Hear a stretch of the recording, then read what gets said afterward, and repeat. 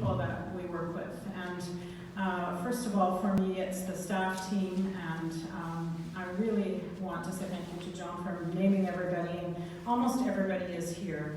And I really appreciate the work of this team, and we work very well together, and I really hope you experience the excellence of this team the same way that I do, and that our board and committees do.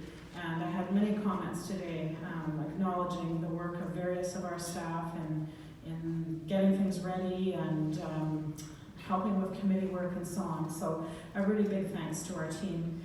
And secondly, for me, I work most closely with the board, and I really want to express my appreciation. Joan, you see very visibly here helping today, and she has been such a support to me and to Angela and to our staff team as well. She's accessible, she helps, she listens, and she guides us, which is very much appreciated. And our other officers, Mary, who works with us on finances, Mary does an excellent job of presenting information and understanding things, as well as our finance committee, who have really come along in their knowledge. They're almost as excited about finances as Linda Mary is, which is really something. And the rest of the board serves in so many other ways, and I really want to acknowledge their work and their contributions. So thank you very much.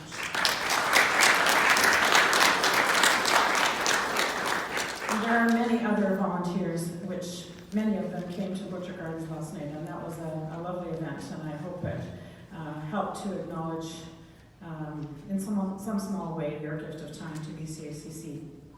So this has been a busy year, beginning the implementation of our new governance model, which we approved this time last year. And I want to thank everyone for working with the challenges and the changes of changing how we work and govern together. As Joan mentioned, there have been many successes, and there are some areas for development, as they say.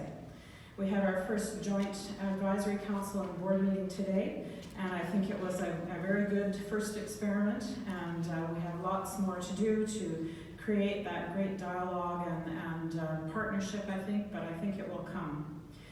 And the board has started to work in somewhat of a new way as a governance policy board, and I'm really thankful for their support and energy this year. They've had some extra training, they've learned to do things in new ways, and I think they're going to be able to develop a broader vision and strategic plan in the year to come for the association that's just a little bit higher level than it used to be when it was more regionally and committee focused. They were able to step up a little bit higher and look at things in a bigger perspective.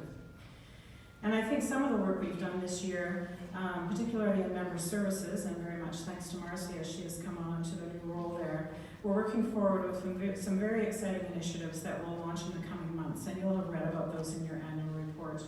You can always come and talk to us for more details.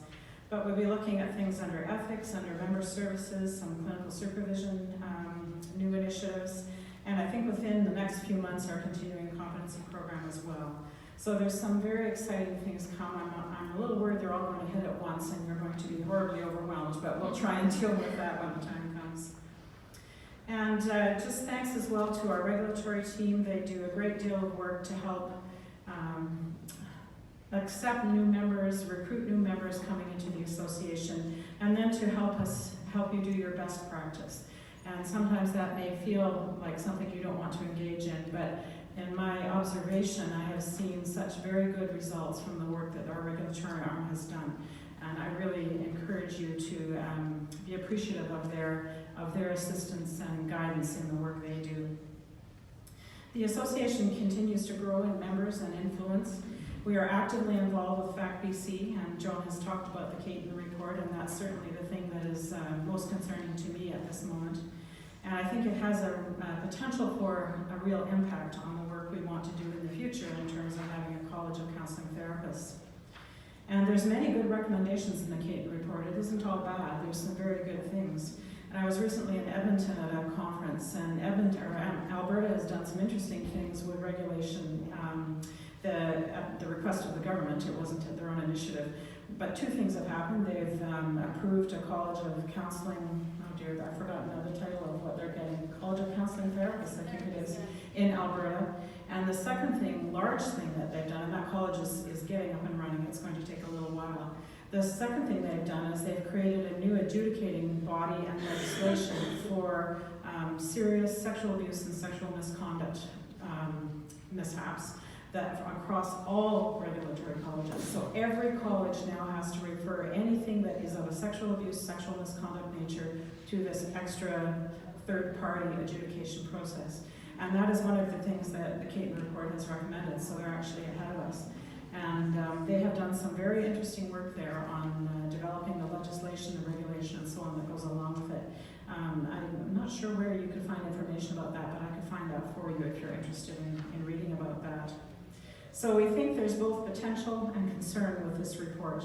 And we know that there will be lots more information in the coming months, and next week we have a FACBC meeting in Vancouver that Joan and I will attend, and we'll keep you as informed as we can as we get information and understanding. Over this past week, we have seen some dramatic events on the public stage, nationally and globally. On Monday, we saw the release of the inquiry's report into missing and murdered Indigenous women and girls, and by week's end, we were commemorating 75 years since D-Day. These may seem like disparate and disconnected events, different histories, different causes, vastly different experiences, but I was struck by some similarities. These events are marked by the telling of stories and by the dramatic and traumatic impact of those stories and experiences on the lives of individuals, families, and societies. You can see the trauma on the faces of Indigenous families and friends who have shared their stories and their sorrow, their anger and their vision for a different future. And you can see the trauma on the faces of soldiers and veterans who relive their experiences of war in the commemorations of long ago battles, along with a vision for a different future. And I did hear one fellow on the news last night say he didn't want us to goof it up again so that they would have to do it again, was what he said. I thought that was a fairly apt quote. We need to be working on how we work together in our societies, in our cultures, in our globe.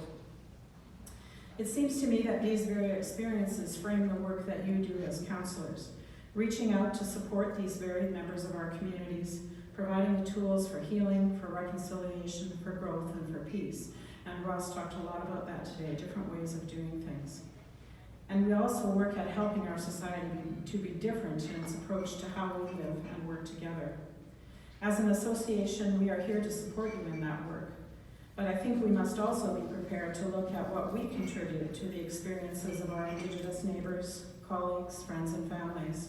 And then, as Joan mentioned, we will be looking at the reports to see what can apply to the work that we do. How can we do things differently as an association to include Indigenous perspectives, Indigenous people in our operation, not just lip service to it, but real change. So what do we need to do to change to be part of creating a safe and equitable world? After this week, this question stays with me as a person and as part of the leadership of this association. As we all go forward with the work of serving our communities with paths to mental health and wellness, may we find the answers to these larger questions and let it inform our practice, our life and community, and our future together. Thank you.